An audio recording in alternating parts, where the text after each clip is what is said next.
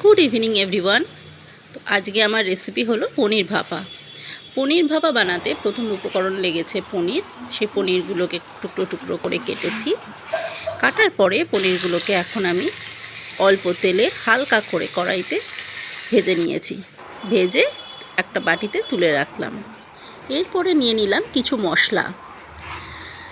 কালো সর্ষে, সাদা সর্ষে, পোস্ত, লঙ্কা এবং সামান্য নুন আমি এর মধ্যে দিয়েছিলাম। দিয়ে আমি শিলনোড়ায় এটাকে ভালো করে মিহি করে বেটে নিলাম। এই ভাপা রান্নাগুলোয় আমি শিলে বাটার মশলাই বেশি প্রেফার করি। আপনারা চাইলে এই মশলাটা মিক্সিতেও বেটে নিতে পারেন, বাট শিলে বাটলে আমার মতে টেস্টটা একটু বেশি খোলে। এবারে আমি একটু ক্রিম নিয়েছিলাম। ক্রিমের বদলে আপনারা এখানে দই ব্যবহার করতে পারেন। আমার কাছে দই ছিল না সেই মুহূর্তে, সেজন্য আমি একটু ক্রিম নিয়েছিলাম। ক্রিম নিয়ে আবার মশলাটাতে ভালো করে ক্রিমটা মিশিয়ে আরেকবার বেটে নিলাম। ব্যাস, আর কিছুই না।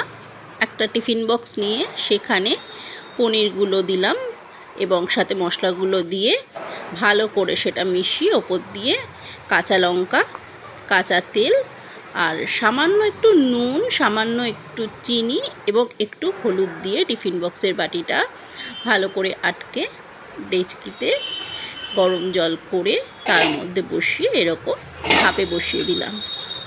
ঠিক 10 মিনিট সময় লাগলো।